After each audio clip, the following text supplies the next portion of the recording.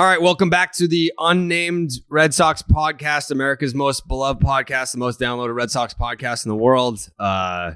If you're listening to this right now, I just want to say thanks because, I often compare the old Section 10 experience to, like, if you watch The Walking Dead, they would have Talking Dead, and then if they had Breaking Bad, what was that after show called? I feel like Talking Bad. They would have shows like that. So that's essentially what this podcast is. It's like, oh, you're watching your favorite show and it's like, oh, I didn't get enough of it. Now I need to hear talk about it.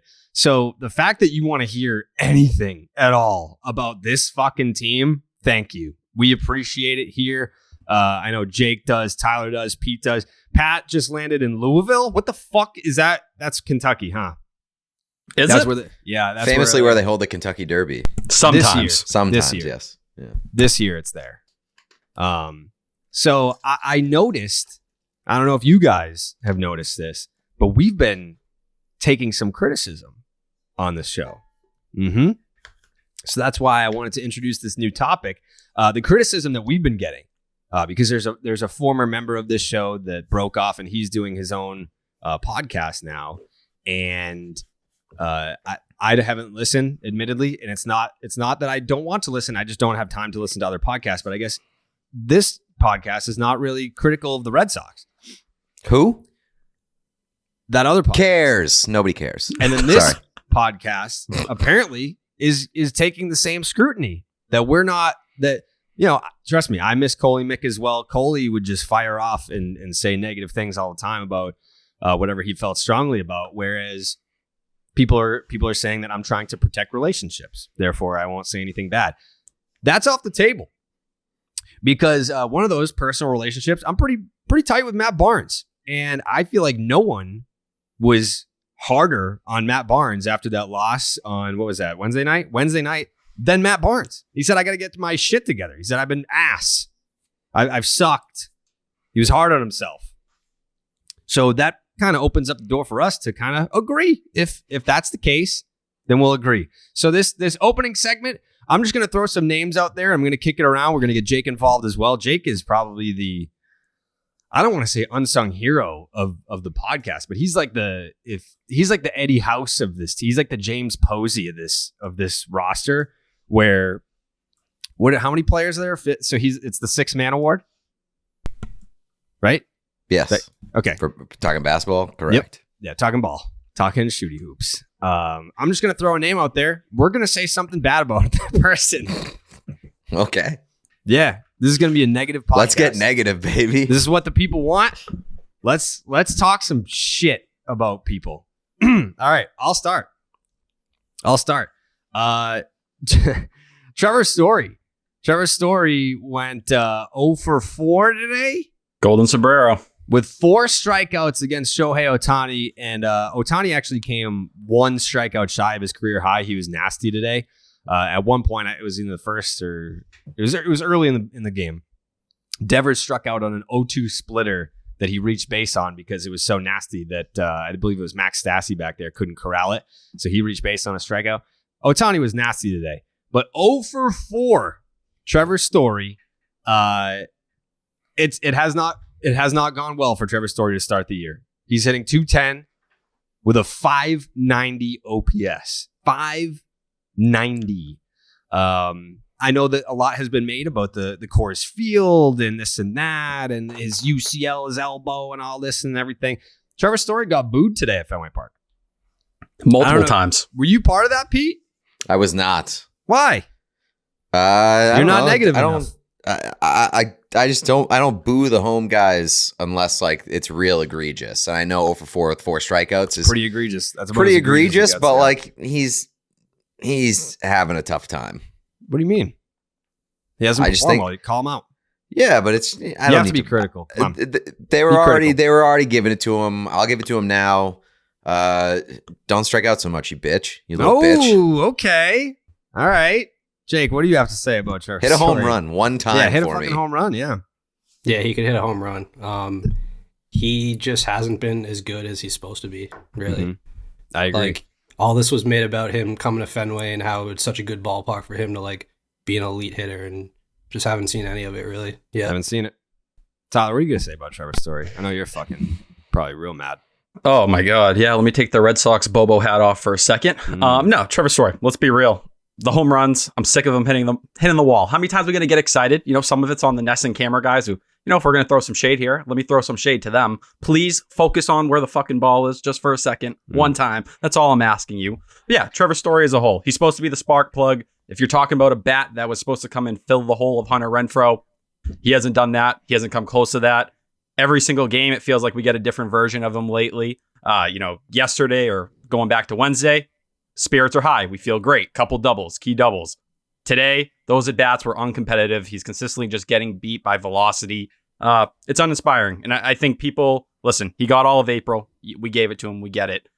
It's May now. The switch needs to kind of flip here. It feels like it hasn't yet. And for a guy who, when the offense has got going these few times this year, he's been in the middle of it. When it's going bad, he looks as worse as anyone on the team.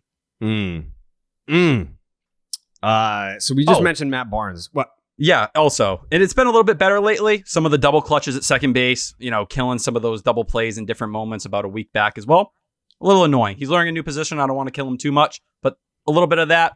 Let's see the defensive metrics haven't pointed to him being that great at second base yet. We're expecting a Gold Glove second baseman. Let's get there. Yeah. Also, there was a play later in the game where I know like some trolls on Twitter were trying to attribute it to an elbow injury. Oh my God. And it was like the runner was going second to third, or maybe they were going first to third. Ball hit to center field, and Story was the cutoff man. And as he pivoted towards the infield, he had like a awkward, weak throw to third base. Off balance. He was off balance, and I believe was not expecting the runner to be going there. So I think it was just he was caught off guard versus like, it was a weak throw because of his elbow. Let me tell you, for whatever you want to say about the Red Sox, his team is cheap, all that. They looked at Trevor Story's medicals. If you go back to last year, he said his elbow felt fine by the end of the season. The Red Sox, the whole Mookie Betts deal. Do you not remember what happened when Brusdar Graterol? Mm-hmm. That deal almost fell apart simply because of him. And obviously it changed out with Jeter Downs and everything that happened. You think they're going to pay this kind of money to Trevor Story if that elbow wasn't in the right spot? If it was an elbow problem that was consistently there, you would have seen it for some time now throughout the year. He had that one ugly throw we remember down in Tampa Bay that everyone was kind of talking about. But trust me, if you're going to complain about something, complain about what he's doing at the plate, because he's not giving you anything there right now, really. You know what's weird about Brusdar Graterol? So I was just looking at his numbers here because I was curious. Since that deal almost fell apart because of Graterol going from Minnesota, he's supposed to be going to Boston, and the deal almost fell apart there. This dude throws like 101 miles an hour with movement, and it's the easiest triple digits you've ever seen from any pitcher, not just a relief pitcher. You would think that he'd be virtually unhittable. He's been respectable. 65 innings, over 67 appearances over 3 seasons with the Dodgers, a 3.88 ERA, pretty good. A 122 whip, but only 49 strikeouts in 65 innings. Like, if you told me, if you watched Brusdar Graterol pitch on Pitching Ninja, and you said, all right, over his last 65 innings, how many punch outs? I'd be like, high 80s, low 90s, maybe. The fact that he has fewer strikeouts than innings pitched is very, very strange to me. No, and the way the Dodgers utilize him, there's a reason, he hasn't rose to the top of that pecking order over this time. And when they were talking for Graterol in the first place, there was hope that he was still going to develop into a starter. We're talking about a guy in a relief role now. Velocity's great, but if you don't miss bats, you don't miss bats. No, I'm telling you, if you think they were willing to blow that deal up with Mookie Betts that basically changed the direction of the franchise so they could reboot, but they were willing to pay Trevor Story when they've been quote unquote cheap. Mm-hmm. Get a better narrative. It sucks and it blows, and Red Sox Twitter can't stop playing with it. Yeah, I haven't looked at my mentions since the Red Sox entered the 9th inning, winning 4-3 on Wednesday night. So maybe we'll just make this segment ongoing for the whole show. Like, let's talk about the series, and then we can just be like, all right, now it's your turn to have some negativity thrown your way. I was there last night. I was there for the middle game. Red Sox win the first game of the series. I'm like, all right, yeah. Like, it's the tide's turning. The Red Sox are back home. The sun is shining in Boston. It's got a different feel to it. The players are talking about how we just need to get home. Now, we've been on the road to start the year for the whole time. We've been living out of our suitcases. Let's just get back home and see what's up. And granted, your first assignment was to take on the Angels, who are playing really good baseball to start the year. This is not a slouch team. Their starters have been really good. That home run that fucking Devers hit off a center guard was holy shit. Off the back wall. You don't see many go up there. So I thought for sure that it just had a different feel after that first game. You got Devers hitting the shit out of the ball. You got to win. You beat a good starting pitcher, Noah Syndergaard. He's not the same guy. He's not throwing high 90s anymore. He's got to be more creative. He's mixing in the slider and the off speed shit. He's not as heavily dependent on his fastball anymore. But it was a good win. It was a good. They didn't steal a win. It was a convincing. Hey, the Red Sox are here, and it feels like a different vibe. Then you have the middle game, where you're winning this baseball game. By the way, that home run that Xander Bogarts hit was a fucking moon bomb. Pay him right now. Moon bomb. And that game in itself, like obviously we're going to focus on the 9th inning here, where things kind of fell apart. But you have a 2-0 lead. Garrett Whitlock is throwing a perfect game, which we all know. I mean, you get these people that the casual baseball fans, you see perfect through 4 or 5 and do you think he's going to go the whole? No, we know he's not going to go the whole fucking way. It doesn't matter. People that were talking about the perfect game in the 4th or the 5th inning, I don't give a fuck if he has a perfect game. We know he's not going to finish it. Definitively, we know that. So I don't care. But then you give up the homer to, was that Stassi? Yeah. Max Stassi hits the 2-run bomb to make it 2-2, and you're like, fuck. First you lose the perfect game, then you lose the lead. Now it's 2-2. And I don't think his confidence ever wavered, but he went from a slow ticking velocity where he was going 97 to where it wasn't so much the drop off in velocity as it was now he's kind of leaking over the middle. That's when you kind of get concerned. It's not the pitch count. It's not an uptick or a downtick in velocity. It's okay. He's pitches that he was painting in the first first 4 innings. Now they're kind of leaking middle. And that Angels lineup can swing it. So yeah, you pay for it there. And then Taylor Ward, that dude, I would say respectfully average major league hitter. He's having an outstanding start to the season. And that dude fucks you too. So, oh man, the fact that you needed 3 relievers to get out of the 9th inning? More? You had Robles, Diekman, and then is there someone who came in after that? No, Diekman ended up getting out of it. They ended up just having him finish the inning, and then Diekman got out of that? Did he get out of it? I don't know. I can't remember off the top of my head. Oh man, I could have sworn that Diekman did not finish that inning. Because we had Barnes and Sawamura the following inning when shit really hit the fan. We didn't see Cutter in that game. Davis had already pitched. Yeah, I guess Diekman did finish because he pitched a third of an inning and there was 2 outs. Which, listen, leave him. I'm happy they left him out there. I'm telling you, you want to talk about what an arsonist, a pitcher who will truly go out there and cause a problem. I don't want to ever see Jake Diekman come in again unless there's nobody on base. That at bat against Jared Walsh, I swear, he hung 3 or 4 sliders.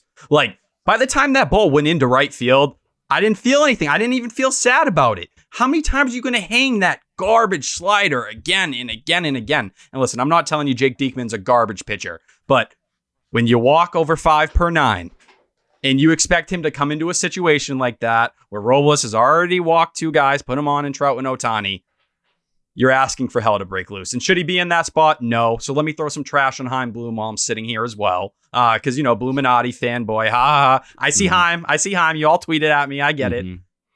God damn, we've been talking about it. And people want to go and say we don't hold the Red Sox accountable. How long have we been crapping on them being at least 1 arm short, if not more? You can say shit. Yeah. Thank you. Shit. Talking about Erod and all this different stuff. Oh my God, it's crazy. We've hit on this again and again. And if you want to blame anyone, Diekman, you need to be better. Robles should not be pitching in that ninth inning. Whoa! No, I like Hansel Robles. I do. Is he a closer? No, he's not. Not in every day. Can he go out there and give you something in a big moment where you need it? Sure. He's not supposed to be out there for every save opportunity. You know what's weird to me is that I had a tweet drafted and I deleted it because I thought I was going to get like bullied by the nerds, even though it's a true statement. When Diekman and Robles walked Shohei and Trout, right? Yep. He had 2 outs and he walked both of those guys, which is fine. Like if you get at that point there was only 1 out when he walked both of them, right? Was it just 1? Yeah. Because I thought didn't he get the fly out to left field? Let me double check. Let's see. What do we got in the 9th inning? We have Taylor Ward struck out. Yep. Mike Trout walked. Shohei Ohtani walked. So there's 1 out. And then Rendon flew out. That was the 2nd out. And then they brought in Diekman. So, and again, like the whole thing is, like I saw the whole like, oh well, Jake Diekman's not a closer, like he shouldn't be in this situation. It's like, all right, but it's lefty. It's Jake Diekman versus Jared Walsh. I think Cora defended the decision after the game, and I agreed with him. You know, who else you had already used Strome. Yeah, so based on the pieces you have, that's where you were. It's more you shouldn't be in that situation where those are the guys you're leaning on in the 9th. And that's where I'm getting concerned again and again. Yeah, at that point, listen, Diekman versus Walsh, lefty. What do you have in the bullpen that's better than that? You want to go Robles again, who, listen, I like Robles. He's been getting hit hard lately. It's been clear. I think he's going to be fine. I still think, he's a lot better than a lot of people wanted to give him credit for. But out of options you had, you just didn't have any. And that's the problem. Where else were you going to go there? Nowhere. You only have so many bullets. Like you want Cutter Crawford and his fucking north of 10 ERA and his north of fucking his 2.5 whip. You want that out there? You have Brandon Marsh taking him to Jupiter just for the fun of it today. Yeah. Sawamura, you saw him anyway. He fucking stunk. And you burned Brazier the night before. Davis, right? Yeah, you were at that spot, and Davis, he also gave up a blast, which was part of it. I think he's looked better overall lately, but sure. I think that's where you could throw some more criticism to Alex Cora. I think at times he's overmanaged this year, and I'm as big of an Alex Cora fanboy as you're going to find. But I liked what I saw with them letting Hill go an extra inning today. I think in his previous starts, there's been a conversation you could have that he could have at least gone another inning. I think you could have said the same thing for Michael Wacha. You could say it for Nate Eovaldi at times. Your bullpen's already short. Listen, the biggest criticism I had of the Red Sox, at least in the middle of the year was last year or towards the end, you killed your bullpen. You might have killed Matt Barnes forever. Yeah. And I hate to say it, you don't lose 6 miles per hour on a fastball overnight. Mm-hmm. This is a guy who just can't find it. Mentally, he looks worn, and there's not too many guys who get to this point and find it again. You're burning the same hole through this bullpen, and it's thinner than it was a year ago. Right. There's no one coming to save you there, unless you trade for someone or whatever. But to finish that thought, I got sidetracked about the tweet. I was going to say something about like this is kind of what happens when you don't have a traditional closer. And I feel like you might get like nerd shamed for saying something like that. Like the nerds might 100%. Be like, oh, like closers are a dime a dozen. You don't need a closer to win a World Series. And it's kind of like it should be a mix of arms just because like every bullpen now has dudes in it that are blowing 96 plus. Yeah, I don't buy that. Yeah, especially in a market like this. Yes, you need a dude that can fucking shut down. Like it is different. And I see what you can throw whatever case about numbers that you want.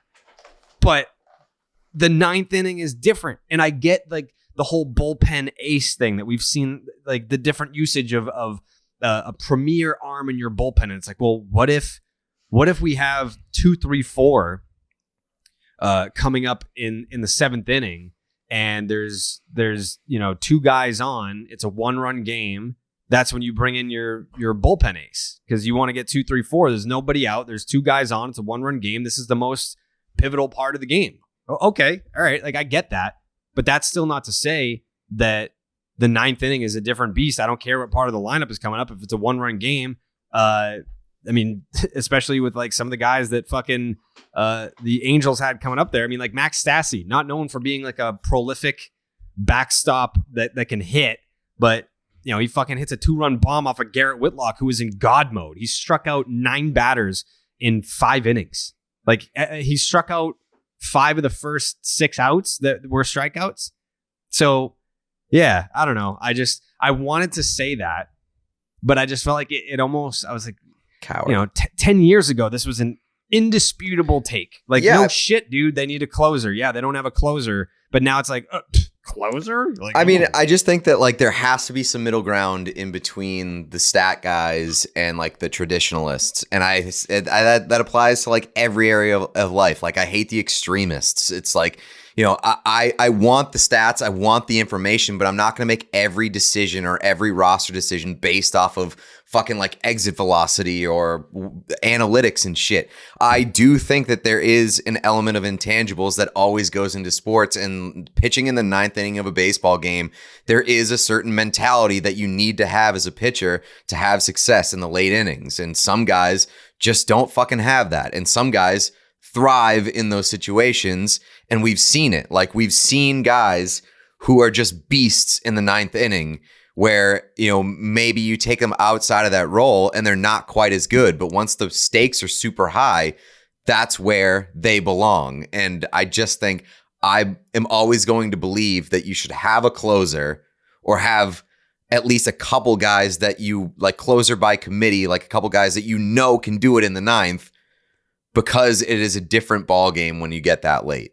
Look at Craig Kimbrell, definition of a guy who 9th inning, we saw when he was in the 9th inning here, you know, some crazier moments, but you know, he's one of the best closers. You just look at the resume as a whole that the sport has ever seen. But you put him in another spot last year, he moves into the 8th inning. He wasn't the same guy once he got to the White Sox. But I tell you, what is the model the Red Sox try to create? You want to be like the Dodgers. You want to be like Andrew Friedman. Bloom, you want to be like your big brother, right? We get it. Da-da-da-da-da. What did the Dodgers always have in the back of that bullpen? Kenley Jansen all these years. Obviously a different situation this year, him moving on. But as we saw that Dodgers team continue to make these runs again and again, they always had that arm in the back they could lean on. I like Hansel Robles. I do. I have a lot of respect for him. He shouldn't be out there in the 9th inning consistently. It shouldn't be Jake Diekman coming in trying to get you out of a mess. No. It's just, it's not a good place to be. And you have an option in Garrett Whitlock. And like you said, Jared, just to have that guy who can go against the middle of the lineup, even in the 7th or 8th, you don't even have that right now. That's the problem. If you had one of those guys, it completely changes it. And you can say maybe they should have done that with Houck over the last couple of days instead of piggybacking him. It's a conversation to be had. But sure, you don't have anything close to that right now. Can I be negative real quick? Please. Cutter Crawford fucking sucks. Fucking sucks. I'm insulted that people kept trying to compare him to Garrett Whitlock. I liked Cutter Crawford. You know, I was like, oh yeah, this could be a middle relief guy that gives you bulk innings. I hope you people realize now what's the difference there and how hard it is to bring up, you know, whether you're depending on Josh Winkowski or, you know, whoever down in AAA, maybe Brian Motto once he comes back from TJ, Connor Siebold. That transition's real hard when your stuff isn't that special. Yeah. Matt Strom has appeared in 11 games for the Red Sox this year. 9 of them scoreless. And he's punched out. I mean, it's not dominant strikeout stuff, but not a ton of traffic, really. The FIP would suggest that he's gotten a little bit unlucky. He got killed on that Dalbec play. Yeah. There's been a Twitter groundswell for him to get maybe a look in the closer spot. But I don't know. I just feel like the day that Craig Kimbrell walked out that door was the day that the Red Sox as an organization decided, we don't need no closer. We don't need one. We just don't need one. And that's not true, actually. It's actually wildly false. The Red Sox do need a closer. Think about how many games, like what are they? They're 10-16? Correct. 10-16. They started off, it's almost Bizarro World 2021. They started off 17-10 last year. It was what we said on Section 10. We said that if the Red Sox start off 17-10, that they're going to be a playoff team. And then you know what? They fucking got to 17-10. And they were a playoff team. This year's team is one loss away against the White Sox on Friday night from starting the season 10-17, which would be ironic. And if they were to do that, I'm just kind of thinking back on, the walk-off losses to every team in the division. Wednesday night against the Angels, where you have a 1-run lead with... Did they have 2 outs? Yeah, 2. They were down to the last strike. Like, you needed 1 strike. 1. They needed 1 strike to win that baseball game, and they at one point after that, it was a 4-3 ball game. At one point, it got to 10-4. Think about that. It's embarrassing, and I think it's not exactly an easy problem to solve at this point. Like, it's not something where you can, like, let me ask you. If the Red Sox go out and get one dominant back end of the bullpen arm, does that solve their problems? I think they'd be in much better shape. I agree. Is your bullpen going to be elite? No. But it's not like adding, let's say they add a legit closer to this bullpen. Had they had that guy, let's say they're dominant. Like when fucking Ryan Tepera came out of the bullpen, I was like, why is that guy not on the Red Sox? Because it's not even hindsight's 2020. I wanted the Red Sox to trade for Ryan Tepera at the deadline last year. Now he's a free agent. You can just give him money to come here. Nope, didn't do that. And I'm not saying Ryan Tepera is the fucking problem solver to this team, but someone like him, someone that is like a closer. How many more games? What would the season look like if you had a guy like that? Based on, like I said, Wednesday night and all the walk-off losses that you should have had against all these divisional opponents. How many blown saves do they have as a team? 7. That's insane. I think they're 5 for 12 on save opportunities. Oh my God. They have more blown saves than real saves. That is, I mean, I guess I'm more shocked that they've had that many opportunities where they were leading late in the game.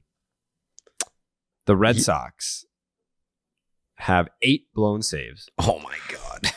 And no one else in baseball has more than 5. Lovely. Yes. The Red Sox have 8 blown saves as a team. Nobody else in Major League Baseball has more than 5. The Blue Jays, which is odd because the Blue Jays have one of the best closers in the league. But obviously that's not Romano that's blowing them. I think he blew 1 against the Astros. That was the Jeremy Pena walk-off. The Blue Jays, Brewers, and White Sox have 5 blown saves. But yeah, they're 2 blown saves away from doubling up the second worst team in baseball. And you Probably look get back there by the end of the week here. Yeah, you look back. What are arguably the 2 most crushing moments? If you kind of think about it, they came on Garrett Whitlock's start days. Tampa Bay. They haven't won a game that he started yet, right? No, they haven't. And you look back, the Kevin Kiermaier walk-off, which really started to feel like the first serious gut punch. Then you go to Wednesday night. Arguably, you hit rock bottom, and maybe today's even worse. After the game, but at that point, some of those most heartbreak moments have come on those days where Whitlock started and you just didn't have enough. You didn't have enough arms back there. It's crazy. It is crazy. I don't have any answers. I don't have any answers as it pertains to Matt Barnes and his struggles. It hasn't been pretty for him since the second half of last year. He's thrown 8 1/3 innings, an 8.64 ERA. The FIP is 4.5, so maybe he's been a little bit better. But the traffic, the whip, 1.7. He's out there, and we know what Matt Barnes. It was fastball, curveball, that hammer curveball. He's out there trying a changeup, just crossing his fingers, hoping for the best. That's where Matt Barnes is at this point in his career. That's how lost he is, where he's basically trying to change his entire arsenal with the hope I can be just a productive pitcher. Maybe I can be the guy I was before 2021 and just be, an 8th inning or a 7th inning guy. Well, that's going to be such a lonely confusing, depressing feeling when, you were an all-star reliever / closer, whatever you want to call him, in the first half of last year, and you're blowing 96, 97, and now all of a sudden you can't even find the velocity. Like, it's not even about like the results aren't there. It's like your bread and butter is not there, because before last year, like 2020 and prior, when Matt Barnes, like the old Matt Barnes was depending too much on his curveball. He was trying to curveball guys to death. And then when he was succeeding last year in the first half, he was filling up the strike zone with his fastball, just daring guys to hit it, and they couldn't hit it. I mean, granted, some people did. Like when Matt Barnes was at the top of his game, if you looked at the list of players who squared up Matt Barnes in the first half last year, it was like Shohei Ohtani, Vladimir Guerrero Jr. Like, he was getting beat by the elite. Those are the only people that were getting to his fastball. And then he got away from that. And I know that some people have pointed to the sticky stuff checks. Like, oh, after they got rid of sticky stuff, that's when Matt Barnes fell off. And there was like an injury last year. And even still, your velocity doesn't drop because of sticky stuff like that. Yeah, like your spin rate would drop if you're using spider tack, and like I don't like Matt Barnes wasn't using spider tack. Like, there were plenty of guys, like maybe 90% of the league, maybe more, that was using rosin and sunscreen. Like, that's a tale as old as time. Like, that's just been going on for fucking ever. And I'm sure that he was probably using that shit, which is not the same as, like, spider tack was cheating. Spider tack was to increase spin rate to that's cheating. Like, bullfrog and fucking rosin, that's literally to get a grip. So maybe there's a correlation there too, but I mean, to your point, Tyler, you don't fucking lose whatever it is, like 4 miles an hour on your fastball because of that. And when you were succeeding at the top of your game, making an all-star team, it was because he was throwing 96, 97 in the zone, challenging guys, and they weren't able to touch it. Now, if you're throwing 92, 93, best case scenario, that's getting barreled by even your middle of the line bats in Major League Baseball. Taylor Ward. And I don't know. I look at it, at the beginning of the season, we remember he wasn't available. They said he was dealing with something with his back. I don't know if that was the team just trying to kind of protect him because they knew his velocity was down. But even Alex Cora, like, nobody knows. They don't know what's going wrong. Matt Barnes says the ball feels like it's coming out of my hand the right way. What do? And, you paid him. I know people keep crying about the contract. He's getting paid eighth inning money before people go look at Joe Kelly's contract. It's basically the same money. He didn't get paid like a top shelf closer, but that's what he was performing at. So I understand why that's the expectation. But, I think, and you look back last year after the sticky stuff, he was still good for a couple weeks after that. If you look at the stats as well, it was usage. He got ran into the ground and his arm never bounced back. And anybody here, we've been watching the Red Sox throughout Matt Barnes' entire tenure. He got ran into the ground year in and year out and just didn't have good stuff by the end. Mm-hmm. This feels like the time it finally happened, and it's just not coming back. Yep. And shame on Chaim Bloom. Shame on, the Red Sox as a whole for saying, hey, we're going to bet on this guy and whatever. Matt Barnes will be fine when he shows up to spring training. You're better than that. You should have been prepared to deal with that. I feel like that applies to so many areas of this team, though, where it's like they bet on their guys or they bet on guys that they had been familiar with and didn't put insurance policies in place. Like, even with like Dahlbeck and like Travis Shaw. Travis Shaw was your fucking backup plan. And now, like, I don't like Jackie Bradley Jr. Late addition, too. Right. Like, and he thought he was retiring. Like, it was the end. Let's be real. It was the end of spring training. He thought it was done. And then like Jackie Bradley Jr. like and like I don't want to hear like people trash Jackie Bradley Jr. because like this is like obviously he's not hitting, but like Jackie Bradley Jr. was not brought in to hit. He's basically doing his job. He's basically the player that you know him to be, but they didn't add any real insurance out there either beyond Jackie Bradley Jr. And they knew damn well they needed something. Why else were they talking for AJ Pollock? Why else were they talking to Michael Conforto's agent before he had season-ending shoulder or surgery? They knew. I missed that. Conforto got surgery? Yeah, he got full surgery on his shoulder done for the year. Jesus. Yeah. I fucking was golfing with him in February. Wow. Yeah. Maybe that's where he heard it. I was listening. Yeah.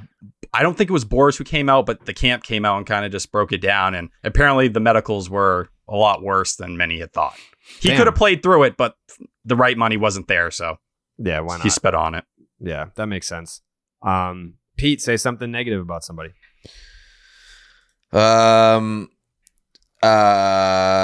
I guess I just mentioned Bobby D. Bobby D, maybe get a fucking extra base hit once in a while, pal. Try that out. Could work out for you. Don't strike out on 4 pitches. Let's see, Bobby. Believe it or not, Bob does not lead the Red Sox in strikeout percentage. Who does?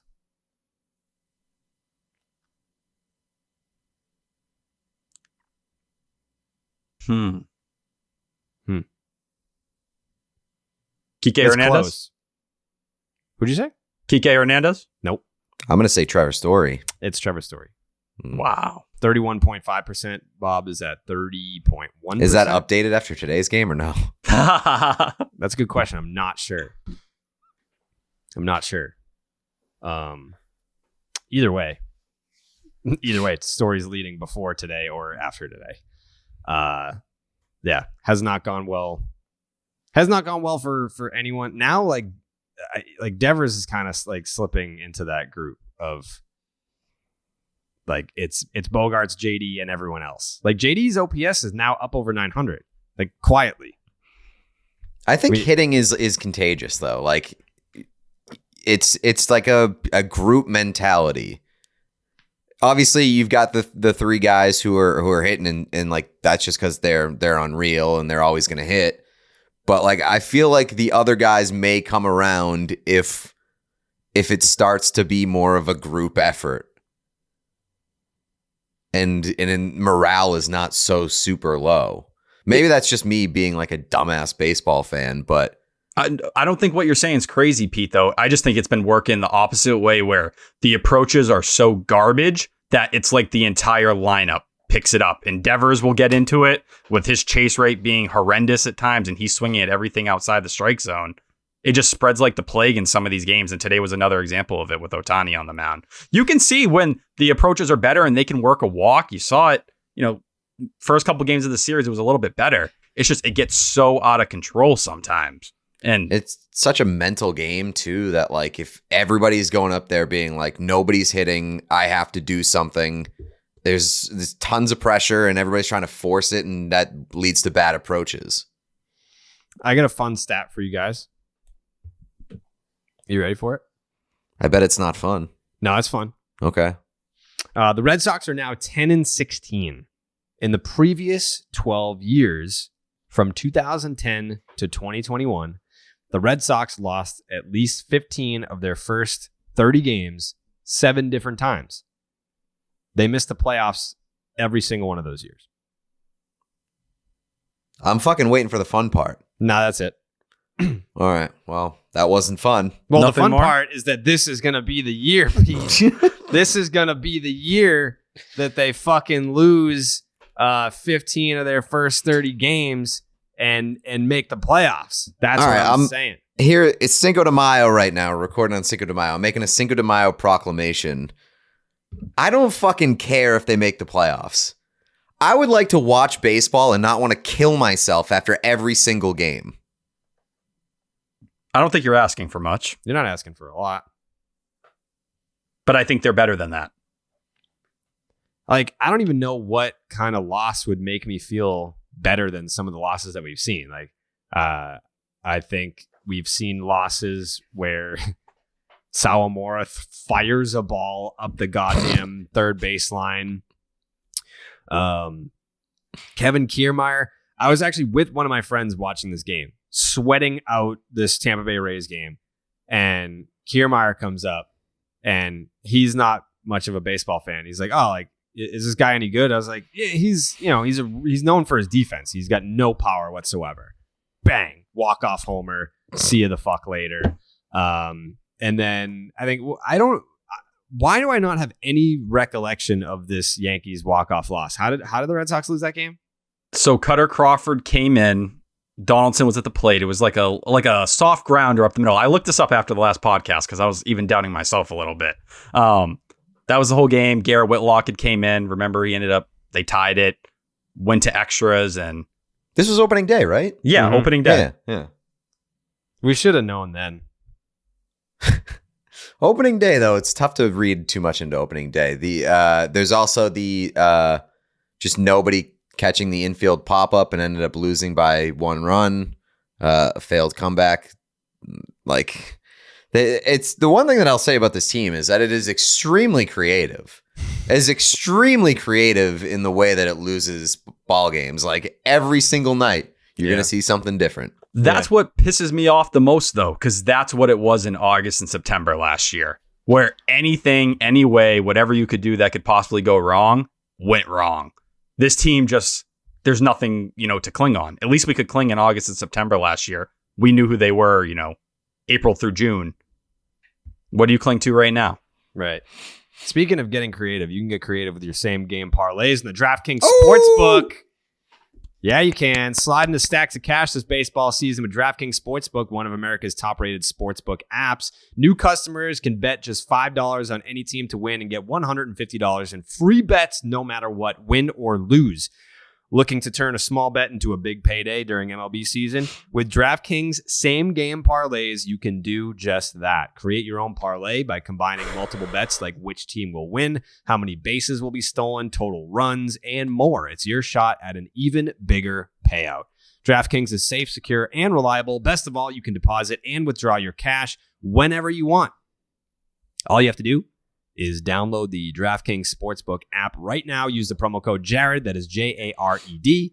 Bet just $5 and get $150 in free bets no matter what happens on the field. That is promo code Jared at DraftKings Sportsbook. Minimum age and eligibility restrictions apply. See the show notes for details. Let's see. Who else can I say something bad about? Nick Pivetta. Nick Pavetta's got an ERA almost of 8. He hasn't helped much. Tanner Houck today. Gross. Tanner Houck today were all those runs earned? Yep. They were all earned. Holy shit. 7 earned. Holy fuck. 7 earned runs in 2 1/3 innings for Tanner Houck. He did strike out the side, though. That was pretty cool. But see, this is one of those things, let me just say, all those people who are like, oh, well, leave Garrett Whitlock in the rotation and keep Tanner Houck out there to try and close a game. I think Pete Abraham was the one who actually came out and said that. Fuck. Great idea. Fuck off. That's an awful idea. Don't ever mention it again, please. He's not the kind of guy, and they were scared to use Tanner Houck in the postseason last year as well. There was a reason they stayed away from him in Houston. He's not the guy you want trying to close out a game for you. Can he get by in the rotation? Sure. We saw it this year. Don't compare him and Garrett Whitlock. No, not the same guy. His Tanner Houck's ERA went from 2.41 to 5.14 today. This team, baby. I don't know if you're catching these same vibes as me, but I can just feel that tide turning. Alex Verdugo has fallen off a fucking mountain. In terms of starting off the season hot to where he's at now. Verdugo 0 for 4 in the series finale. So now he's down to 217 on the season with a 255 on base percentage. Yikes. A walk rate of 5.9%, and the OPS is below 600 now. It is 592. And the power has basically disappeared. Now, a lot of the expected stats say he's been better than that. He's gone a little unlucky. Yeah, he's hit some balls hard. I think he's joined the plague of awful at-bats lately, swinging at first pitches.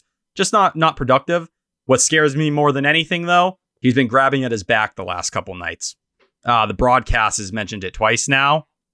He's a guy, we saw he played through leg problems last year, but when he did, wasn't good. He's not a guy who performed too well in that state. Don't feel good about Alex Verdugo and where he stands right now because he was supposed to be one of the guys they expected to break out and help be one of the main fixtures of this offense. And he's a spark plug. He's my favorite player on the team. Like, I don't think anybody on that team might be more of an energy boost when things are going right. Yeah. But right now, it's ugly. It's real ugly. It's ugly for everybody. God damn. I actually have some slander to pass around. Okay, please do. Christian Vazquez. Okay. Credit to him. He's thrown out runners really well this year. Mm-hmm. I don't think he can do anything else well. And he hasn't done anything else well for quite some time now. I hate to be that guy. At the plate, he's been a shell of himself since the COVID year. And one of the big things, I think the Christian Vazquez narrative was he was so underrated. Well, the Red Sox missed their chance to move off from him. They told you how they felt about him during the offseason when they tried to get Jacob Stallings. They are ready to send him to the moon. I think Vazquez is important in that clubhouse. I do. I think he's as one of the longest tenured members, but I don't think guys love throwing to him. I don't think his sequencing is too impressive at times either, especially just going back to that Hansel Robles moment the other night. But we heard it from fucking Pat. Pat it's talked true about it when back when Pat Light was on this podcast.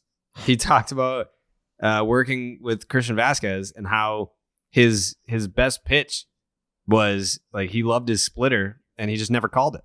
And you look at Robles, like the fastball, blowing it by guys. Nope, don't want that. Don't want that. It's like, come on, man, just a little feel. Even Jake Diekman the other night, like the slider wasn't going to get him out. It was clear the slider wasn't going to get him out. Try something different. And I don't think it's any surprise. We know how Nate Eovaldi feels about throwing with Kevin Plawecki. He's a different pitcher. He's a completely different guy when he has Plawecki behind the plate. And he's not the only one. We saw Plawecki get another start. It's just, I look at Christian Vazquez right now and I'm like, what do you do here? Right. I hate to, like, not to, shit on a guy that much, but like behind the plate in terms of blocking, he's regressed. There's been a couple ugly moments there. I knew Lou Merloni's been all over him in terms of that this year. And he offers you nothing at the plate. It's just like, what are you doing for me? On that Diekman note, so Diekman was one of the guys that got a pitch grip from Pitching Ninja. It was Chaz Rowe's slider, who is right-handed, and Diekman is left-handed. But he kind of just inverted the pitch grip and added fucking 20 inches of break on his fucking slider by using Chaz Rowe's grip. So when Diekman's out there walking guys left and right, he's almost a victim of his own nastiness, where if you have that much break on your slider, yeah, it's difficult to hit, but if you can't throw it for a strike, it's kind of difficult. And when you're facing lefty, trying to control a slider like that with so much break on it, it's like you don't want to drill the lefty in the batter's box. So if you're trying to aim it so that it breaks out like over the strike zone, there's a chance that you might miss middle, and then there you go. That's kind of like what happened with Diekman. But yeah, I think more and more I'm starting to see kind of just the hopelessness of this team, where I can feel it in your voice. Yeah. I'm starting to get there where I love talking my shit, and I haven't been able to say a single fucking word since the ALCS last year. Like, what did they go up 2-1? The Red Sox? No. Yeah. They were up 2-1. They were up 2-1 in the ALCS. And yeah, it's been quite some time since I've been able to talk any of my shit. And it doesn't help that the Yankees are doing what they're doing. Although I will say, and this isn't sour grapes, it's really just logic being applied to a baseball discussion. The Yankees won 11 straight baseball games, and the whole how sustainable is winning every single game? It's not. It's not sustainable. So I'm not saying that you can't, you're 8 games back and this and that, you're never going to be able to catch the Yankees. Like, yeah, you built an 8-game lead because you won every single game. Like, you're not going to be able to do that for the entire year. And during that 11-game winning streak, it was on the back of Aaron Judge hitting a home run every single game. He's not going to be able to do that either. Yes, you had a nice little week and a half stretch. No doubt. The Yankees got hot and put some separation. And I can't believe I'm even entertaining the idea of like the Red Sox being able to catch the Yankees. I'll just say, what I wouldn't fucking give for an unsustainable winning streak at this point. Yeah. I think just 2 games in a row would be nice. Yeah, I mean, well, that's sort April of like 16th and 17th was the last that's time. sort of like what I feel like the most frustrating thing about this team. Well, not the most frustrating thing, but one of the most frustrating things is that like they'll win a game and they'll give you a little bit of hope, and you'll be like, okay, this is the turning point. We did the whole season starts today thing. Went 1-0, undefeated on the season. And then they immediately strip away all of your hope. Mm-hmm. And it's not a only real do they fucking strip away your hope, they go into Jake's living room and they're like, "Hey, Jake, you like watching the Red Sox?" Jake's like, "Hey, I'm actually I'm editing Baseball is Dead right now." And then they just spit in Jake's face, kick him in the dick. Then they go to Jake gets his face spit in. Then they go into Tyler's living room. Like, "Hey, you like watching this Red Sox team?" No, not at all. And then they just punt Tyler right in the penis. And then they go up to left. Pete. Where'd you sit today, Pete? right field box. Right field box. Then they go right below Section 10, actually. Oh. You like Section 10? I do. I'm a big fan of Section 10. What's so good about it? Great sight line, good vibes. Just a cool thing to say. Section 10. Yeah. Who doesn't like saying Section 10? Also, it's a good section at Fenway Park. Great sign. It's a great sign. Jake, what's your favorite section at Fenway? 10. Okay. Tyler, if you were to pick like one section at Fenway, which one are you picking? There's just so many great, but for some reason, all my childhood memories come back to 10. Right. Yeah. If I had to pick one, I mean, like literally, like my seats are in Section 10. Like that's where I sit. Yeah, I actually have it tattooed on my chest. It says Section 10 right there.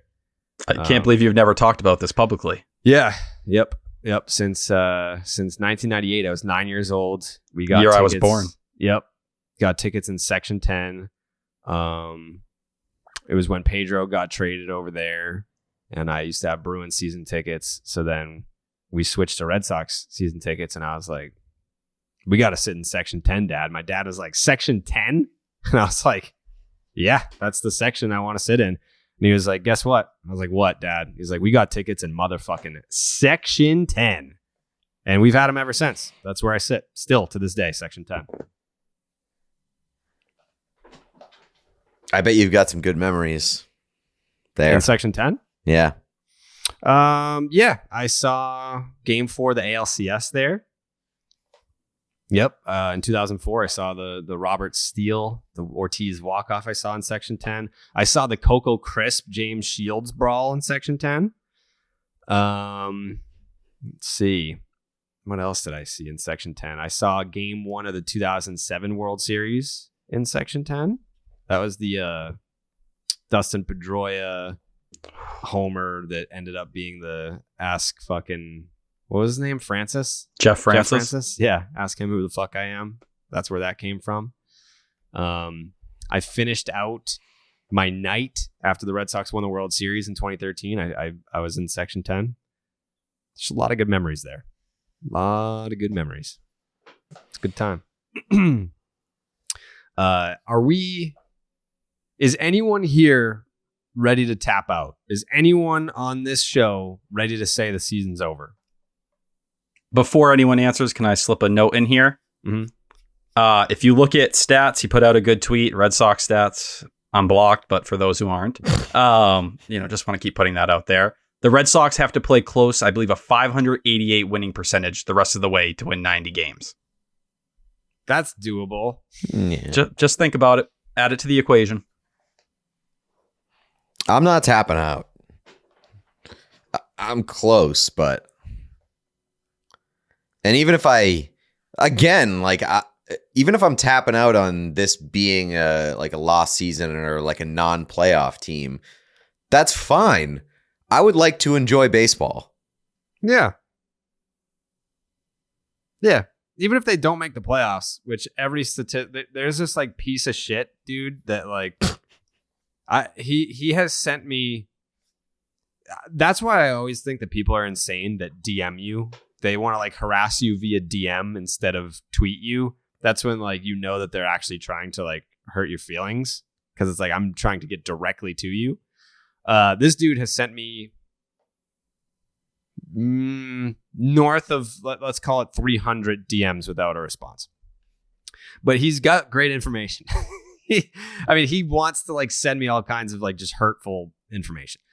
So I actually got that last stat from him. The previous 12 years from 2010 to 2021, the Red Sox lost at least 15 of their first 30 games, 7 different times. They missed the playoffs each year. He just messaged me again for like 40 minutes later. And he said, since the start of division, he's basically like the, whatever this podcast is called, like asshole researcher. Like he just, it's a super good person to have, honestly. Yeah. He's like, here's why you should kill yourself. He's that guy. He just messaged me again and said, since the start of divisional play in 1969. Wow, he's working hard. He is. This dude is just like some piece of shit that works I respect for like the hell out of this Sports guy. Bureau. I respect the hell out of this guy. This guy is doing homework to make your life hell. Yeah. Yeah. And I swear to you, I have not responded in like 2 years. And I hope he listens to the podcast. He's going to get his finally overdue shine. Maybe. So he messaged me and said, since the start of divisional play in 1969, this is the 17th time the Red Sox will have a losing record after 30 games and the 7th time since 2011. They missed the playoffs the previous 16 times. I love this dude. If this dude's listening, I want you to know that I love and appreciate you, and you should definitely keep doing this to Jared. Yeah. I mean, all of his DMs, it's just nonstop message after message after message. Like I'm just scrolling up. October 21st, 2021. Since 1993, when the LCS was tied 2-2, the winner of Game 5 went on to win the series 83% of the time. I'm assuming that's after the Red Sox lost Game 5. Are there like messages in between these telling you to like go eat shit or like jump off a bridge or anything or like any nasty shit? Or is it all just like statistical? Really? Since 1998, when the home team got at least a split in games 1 and 2 of the ALCS, they went 17-2 in the series. So he was saying the Astros were going to win this. So all of his DMs are just like statistical wink, wink, like you guys suck. Yeah. Yep. I love this guy. This is I different absolutely level love this bullying. guy. September 27, 2021, he messaged me, Chris Sale is making his 8th start tomorrow, his 3rd start against the 106 loss Orioles. Since August, the Sox are 1-9 against the Jays and Yankees, the 2 teams they actually needed to beat. The Sox don't trust his velocity. I'm obsessed with this guy. Jared, I love him. I think this same guy actually messages me because these messages you're reading sound extremely similar to a guy who has sent messages to me nonstop. I have not responded in well over a year. I love this. Yeah. I love this like psychological warfare just using stats. Oh, wait. Jared, let me just make sure this is word for word the tweet you just got that I got at 6:51. Since the start of divisional play in 1969. Yes. Okay. So yeah. Is his first name a color? Yes. Yeah. And the picture is of a person's face. Yes. Yep. Nice to see we have the same company. Mm-hmm. I love this. I love this. Bully I'm Pete too. a huge fan. Throw him in the loop. Jake, would you like some hate messages? Yeah, I'd take some. I'd take some. Let's get bullied together. Yeah, he's been messaging me for a long time, and he even put statistics in the iPhone's Notes app. I received that as well, and screenshotted it and sent it to me. I love this guy so much. Yeah. And made the he's like not doing it for the glory. He's not like being nasty that he's not getting responses. He just wants to give you some stats and ruin your day. Yeah. I am a huge fan. Yeah, he wants me to know that like during the ALCS, like statistically the Red Sox are not going to win the series. Statistically the Red Sox are not going to make the playoffs this year. And yeah, I mean, like I'm scrolling for a while and it's just nonstop stats after stats after stats. Do you get the Heim related messages, Jared? No, that must be catered to you because I get a lot of like Bobby Dahlbeck stuff because I'm a Bobby honk. Yes, he's calling and predicting. I don't know if this was in your noted picture, but thanks, Heim. See you in 2023, which is his hopeful date for when Bloom will be kicked out of the Red Sox front office. He just so I'm looking at this message from July 30th, and he says that he's a Mets fan. There's no way that you can hate me and the Red Sox this much as a Mets fan. Dude, he'll send messages during the Red Sox game on a nightly basis. Mm-hmm. Like I see them. I a year ago, me and him had a little back and forth, and he admitted he took the L to me last year over Heim Bloom and accepted defeat. But he came back strong once the new year began. So I don't know if I respect that more, that he just didn't get, he didn't give up after I dunked on him, dropped my dick on his forehead. But apparently maybe this dude's just like an equal opportunity hater. Like maybe he's just sending demoralizing statistics to like every baseball person in every market. Yeah. Nothing personal. He listens. Yeah, no, it's just he's like a fucking like terrorist. He's a baseball terrorist. He listens to the Baseball Hour because this message is from June 17th, 2021. And he said, "Hey, Carrabis, I listened to the audio of your appearance with Tony Maz and your unwillingness to acknowledge the reality that pitchers like Tyler Glasnow and Garrett Richards are afraid that they don't know how to pitch without cheating. Actual major league players know the art of how to throw the ball. These guys are an embarrassment." So he's listening. Yeah. He sends actually during our email of the day segment on Zolak and Bertrand, they have been geared towards me quite a bit, where he hopes to break down whatever point I made that day. Mm-hmm. Not very successful, but I appreciate the effort. Yeah. Here's a new stat from Codify. 29 Ohtani swinging strikes today is a new career high for him. Oh, man. Ohtani was fucking unbelievable today. Mm-hmm. He had like, obviously, I thought the most impressive thing was that how many did he go? 7? Yes. He went 7 innings, like through like 100 pitches, 85% strikes, like 5 hits and 12 strikeouts? Like 11 strikeouts? That is absurd. He's just throwing the ball in the strike zone the entire fucking game and nobody's hitting it. Nope. And had no problem ramping it up to 100 or 99 whenever he felt the need. Outrageous. And added 2 hits on top of it. Just an insane person. I went to the game and big shock. They fucking lose 7-0. Not Pete's fault. 7-0. And like the most fun that I could have had at a 7-0 game, just watching Ohtani be ridiculous. Yeah. Also, that Twitter account, Would It Dong? It tells you like when some schmuck hits a fucking first row home run at Yankee Stadium, it's a home run in just one ballpark and it's Yankee Stadium. That ball that Jackie Bradley lost in the sun, Shohei Ohtani hit that ball and it would have been a home run in 11 out of 30 ballparks. Well, how about the home run that actually was hit?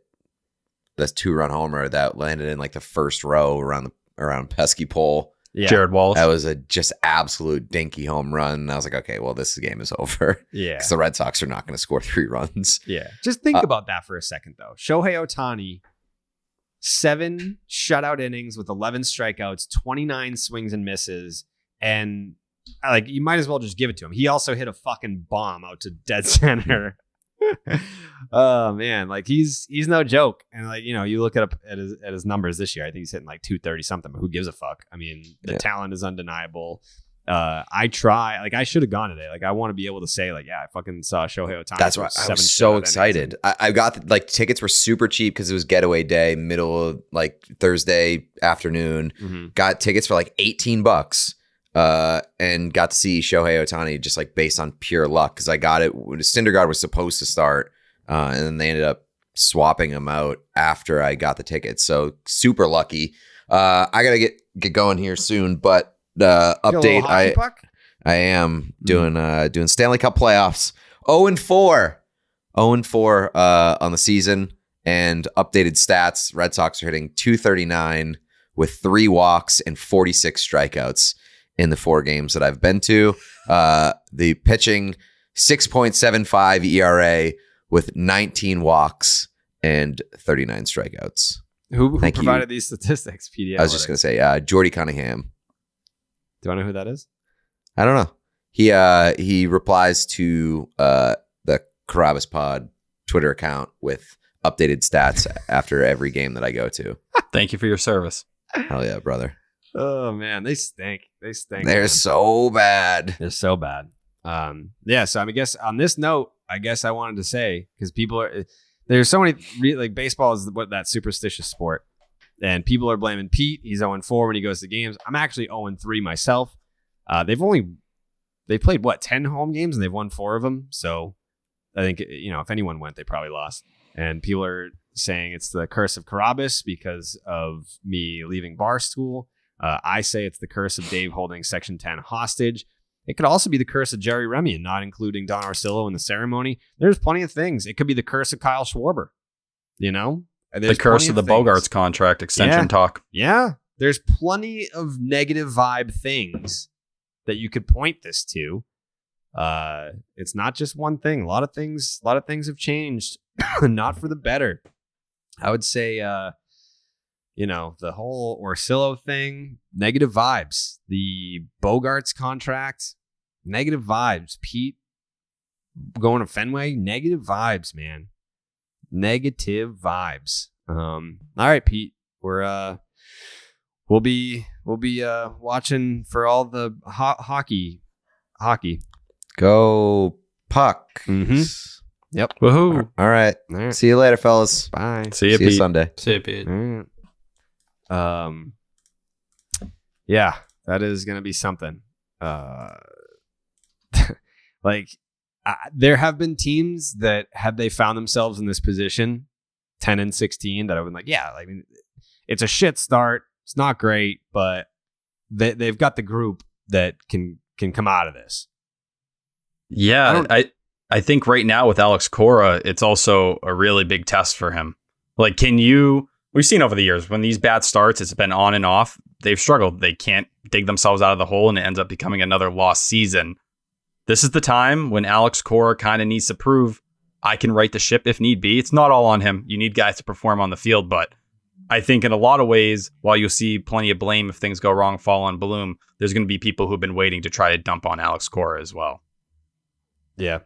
It's hard to put it on Cora though. Like, yeah, I think a lot of people are not happy with the roster construction. I think a lot of people are not happy with, and it's undeniable. Like, I was there on opening day at Fenway, and I think it would be jumping to a conclusion to put it on the whole Xander Bogarts contract thing, but it felt weird. I think it was a combination of insulting Bogarts and the awkwardness of signing Trevor Story. There was something there. You could feel it. It was weird. They didn't get off to a good start. Then they come home. That's kind of lingering in the air. It's kind of the first time that some of the local media had the chance to approach Bogarts and ask him stuff like that. I'm not going to directly pinpoint that on why the Red Sox season has gone the way that it has so far, but it hasn't helped, I don't think. And, credit to Xander Bogarts once again for him to be the most consistent player on the team, to do what he's doing offensively. I want to give him credit defensively. I think early in the season is some of the best defensive Xander Bogarts we've seen. And I've been someone who's held him on that stuff. That jump throw he made the other night. Mm-hmm. Oh my God, Xander. I have to give him, the respect for that. But the other guys on the team, I can understand when you don't know what direction things are heading in. It just feels like so much is up in the air. And the fact that it's May 5th and, there's already talk like, well, is Bogarts going to be shipped out? Could he be moved at the deadline? Or are we looking at another teardown? I don't know. It scares me. It reminds me of 2014 in a lot of ways. And I really do not like that, where it felt like the curtain came down so damn quickly on you. Mm-hmm. But that June Lee column that came out a couple days ago talking about Bogarts and Story's relationship and, just the process of it didn't make me feel good. What were some of the cliff notes for the people that haven't read it, including myself? Yeah. So basically it just kind of talked. It was Bogarts basically moving off of a lot of the, a year ago around playoff time. In order to stay with the Red Sox, he was willing to move to second or third, whatever it may have been at some point. It seemed like a lot of those claims were pushed back, viewing himself strictly as a shortstop, just talking about how Bogarts was happy enough. That's a quote, happy enough that things worked out with Trevor Story. Continuing to emphasize the focus is on getting Rafael Devers here long-term from the Red Sox front office. And continue to say a great year from Xander Bogarts only makes it less likely he's probably here long term. Yeah. Nothing cement, if people want to go and read it, it wasn't, June saying like this is that, but it was basically doubling down on everything we've heard and kind of speculated on. Yeah. And it didn't shut down those 4 years, 90, that extension offer didn't shut it down one bit. Mm-hmm. Yeah. Bad vibes, man. There's a lot of bad vibes right now. I don't feel good. Verdugo also was in the column joining the ranks of Chris Sale and, a couple other guys who said the Red Sox need to figure out what it takes to pay Bogarts endeavors because those are impact guys we need here. Yeah. So add him to the list of, who stepped out and cared to say it. Right. Because you don't have, you have like Marcelo Meyer, but he's not ready to come up next year. I hate the people that bring that stuff up. I understand not everybody pays attention to prospects. If you're looking for what the Heim Bloom out to the Xander Bogaerts situation, pay attention to Nick York. You know why? Because Trevor Story can move to shortstop. If Nick York hit like he did last year, he could be in AAA by the end of the year. That's the excuse that you'd find. Oh, well, Nick York could be up the middle for them like we're looking at Tristan Cassis right now by June, by May, whatever it may be. I think that's the guy. If you're worried about Marcelo Meyer, listen, we're talking years, 2, 3, and that's if everything goes right for him. It's just, you can't cling to stuff like that. Yeah. I also just don't want to fucking worry about the Bogart stuff right now because I feel like if the Red Sox were winning, people aren't talking about this. It's almost just like, oh, they're playing so poorly right now. Like, let's just be even more miserable by talking about what lies ahead in the offseason and the negative energy that's coming from playing baseball is spilling into the conversations of the likelihood that Xander is here beyond the season. So I guess we'll see. Things could change, especially now that you're hearing from some of these guys like Chris Sale, Verdugo, and I'm sure everyone, if they haven't spoken about it publicly, they all feel the same way. Like, hey, if we're gonna try to win a fucking championship next year and beyond, Bogey's got to be here, and he deserves to be here, and he deserves to get paid what he's worth, especially because this isn't his first contract opportunity. He already signed an extension with you and took a hometown discount to be here. So, next time it's time to take care of this guy because he's been here for 2 championships now. So that being said, I'm unhappy. I have not experienced joy in quite some time. I don't enjoy watching this team. I think that, thank God I'll be there because fucking the Friday night game is on goddamn Apple TV. And then the Sunday game is on Peacock, which whatever. But the Friday game being on Apple TV, thank God I'm going to that because I do not want to figure out Apple TV. I just don't. I'm taking a stand. Sorry. I haven't heard great things about that broadcast either. No. And they've tried to incorporate some analytics, not the right ones. It's kind of like, I've been working to teach Maz some analytics, and sometimes a random analytic that I've never even processed before this is not front of the realm will pop up. That's kind of the stuff they're doing. Yeah, no thanks. No thank you. Are you going to go to the game on Friday, Tyler? I will be there Saturday. Oh, me and Jake are going to be there. Are you coming on Friday, Jake? Hell yeah. Jake will be there Friday. You coming Saturday? Yep, I'll be there. I'll be starting my record. We'll see if I can be positive, unlike you and Pete. This is your first game of the season. First game of the year. Jake, have you been yet? Yeah, I'm 1-1. Ooh. 1-1. So we do have a win. 1-1. We need to get Jake in more video content. I feel like, have you been recognized yet? Have you had that experience yet, Jake? I got some DMs and stuff, but I don't think anything in person yet. No one's come up to Jake yet. I want to be there for that moment. I want someone to be like, Jake, I want a picture. I want a picture with Jake. I want them to totally curve me, be like, I don't give a fuck about you. I want a picture with Jake. I want to experience that. You think you could handle it, Jake? Yeah, I could take a pic. I think there's going to be like a groundswell to become Jake's first picture. You've been at 2 games and no one has taken the crown yet. I feel like Friday's the day. Yeah, it could be a big moment for whoever wants to step up. Were there any close calls anywhere you saw someone was kind of eyeing you a little bit and kind of, making that motion? But, you're an intimidating guy. I feel it through the screen right now. Yeah, I mean, I could see that, but no, I didn't see anyone eyeballing me. All right. Friday's the day. Friday's the day that Jake's going to get his... That's going to turn the fucking season around. Jake's first picture? Kidding me? Get Jake's first pick. I mean, the White Sox, kind of a confusing team this year. They haven't played great baseball, but they're still hovering around second place. Yeah, they've won a couple recently in a row, so I'll give them their credit, but they're kind of like the Red Sox, except they have reasons to say they suck because they've had a lot of injuries. Yeah, they're 11-13. They've got a negative 18 run differential, but they come into this weekend series having won 3 straight ball games. So that brings us to the Stop and Shop look ahead. Friday night, I'll be there with Jake. Saturday, all 3 of us will be there. I'm sure Pete will fucking roll in at some point. But the pitching matchups, Nathan Eovaldi versus Vince Velasquez. Nick Pivetta versus Dallas Keuchel. And then this will be a fun little matchup. Michael Wacha versus Dylan Cease. A lot of people picking Dylan Cease to win the Cy Young Award this year. Velasquez, 1-2 with a 4.58 ERA this year.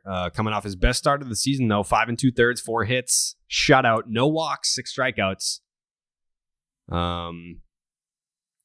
He is 500 in his starts this year. The White Sox are 2-2 in his starts, and the Red Sox have actually seen him pretty well. 290, 380 on base, an 1190 OPS. Trevor Story, 5 for 17 with a couple doubles, 3 homers. Please, just give us one. JD, 2 for 7, those 2 homers. Devers, 2 for 5 with a homer. Dallas Keuchel, just not good at baseball anymore. Dallas Keuchel has struggled for quite some time, not just this season. 1-3 and 8.40 fucking ERA this year. The WHIP is 2.33. And the strikeouts per 9 is 4.8. If the Red Sox don't win that game, I may cancel the season. I might. We talked about him not being good for a while. A 5.28 ERA last year with a 1.5 WHIP. He has 11 walks this year, only 8 strikeouts.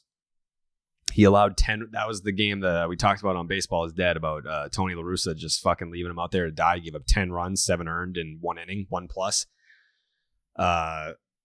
His velo's down. It's like 87 miles an hour with the sinker. Rich Hill's laughing at him. Yep. Opponents, his slider sucks. Guess what opponents are hitting against his slider this year? 333. Jake? 390. 545. It's time to go home. Miraculously, he has won a game this year. The White Sox are 1-3 when he's pitched. Red Sox hitters hitting 292 against them. 814 OPS. JD, 3 for 13 with a homer. Bogarts, 3 for 11 with a homer. Kike, 1 for 3. That one is a homer.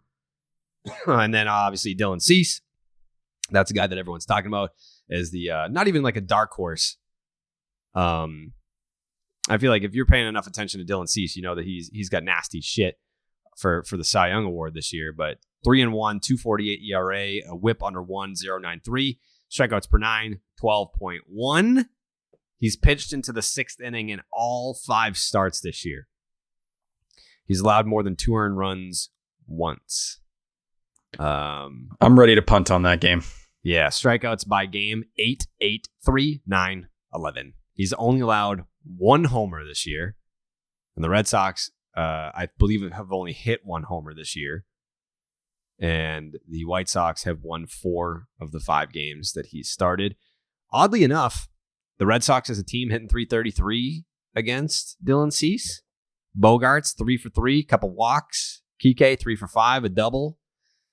So we'll see. We'll see what happens in that series. Yeah, it's some random Red Sox stats just to throw it in there. They're 3-6 in 1-run games. The Red Sox have scored 5 runs in a game 5 times this year. They're 1-4 in those games. And I think just score 4 is back because when the Red Sox score exactly 4 runs, they're 4-1. So just score 4 is the rally. Just score 4 is back. They're 4-1 when they score 4. They stink when they score any more than that, and they stink when they score any less than that. I'm gonna go 2 out of 3. I mean, Nick Pivetta going against Keuchel, that's kind of like a battle of who's gonna suck more. But I think Pavetta's been a little bit better of late. So I'm going to go 2 out of 3 for the Red Sox in this series. Tyler? I've been burnt and I've been hurt, but I'm not a quitter. I don't want to take the L immediately. I think Dylan Cease is going to carve you. I know they have some history, but ever since he's kind of got his command down, he's turned into a completely different pitcher. Mm-hmm. I look at Nick Pivetta. I think him getting with pitch calm is a really big deal for him. And as the velocities kind of ticked back, because when he works slow, oh my God, everything falls out of place. The mechanics become garbage. It's nothing you can hope for. I think we'll see the best Nick Pivetta we've seen so far. And if you ever needed a stopper, it's Nate Eovaldi. It's tomorrow. I think this is the kind of series you lose 2 out of 3 again. You calling it? I'd be very close. I'd be standing on the edge of the Empire State Building. I tried to think of a Boston building, but I don't have one tall enough. I'm trying to do the most damage I can here. Yeah. So I'm going to I'll take 2 out of 3. Am I confident? No. But God, it can't get any worse.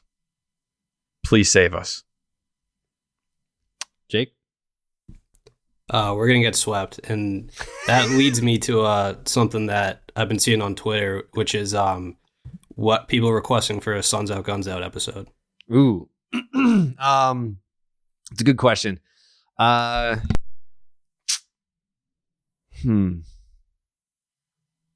feel like we're getting there. I mean, Wednesday was bad. Like, you fucking win that first game. You blow the second game, and then you get blown out. I mean, you still got blown out in the middle game, but just, enough was enough. And then you get blown out in the finale, but it was Ohtani. Don't you feel like Wednesday, 4 months from now, whenever this thing all wraps up, whatever way it goes, if they end up just being a team that misses the playoffs and it's a lost year, won't you look at Wednesday night as like the night where things could have went one way or the other? Yeah. I feel like that was such a turning point. I feel like they win that game, there's a good chance they win today. And I think we're on a completely different train. New season started, new month. I don't know. I feel like that one's going to haunt them for a very long time because it felt like the biggest fear, what everyone always thought would end up derailing this team, it came through, and it came through in the ugliest way possible. When you needed a win bad. You needed 2 wins in a row bad. Yeah. Yeah. Because even like, it would still suck. It would still suck coming into the podcast recording, having lost 7-0, but at least you could say, yeah, Shohei Ohtani happened. Like, what the fuck are you going to do? We would have won a series. We might have been popping bottles. Right. You still win the series. You win a presumably a 1-run game. And then you run into Shohei and it's no harm, no foul. But instead, you blow it in the fucking 9th, and then you get throttled in the finale to lose a series. So I'm not ready to call it. I don't think the season's over just yet. I think, water does find its level. I don't think the Red Sox are as bad as they've played, and I don't think that the Yankees are as good as they've played. I think at the very least, you can get into the mix. I'm not going to sit here and promise a playoff spot for this Boston Red Sox team. Do I feel super confident in saying, yeah, the Red Sox are going to get hot, they're going to go on a run, and everyone else is going to come back down to earth, and you're going to be able to blow past everyone and win a wild card or the division? No.